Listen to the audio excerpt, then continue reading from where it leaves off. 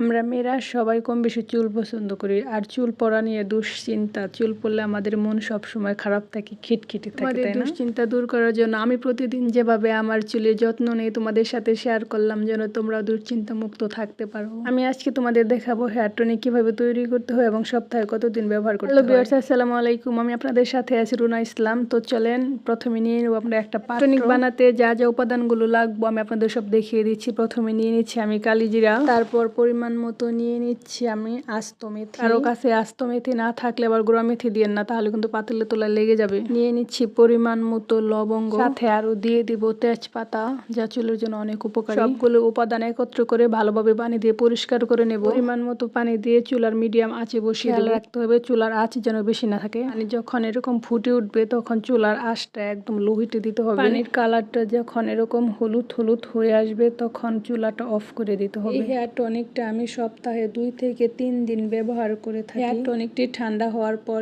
Spray বোতলে ভরে নেব।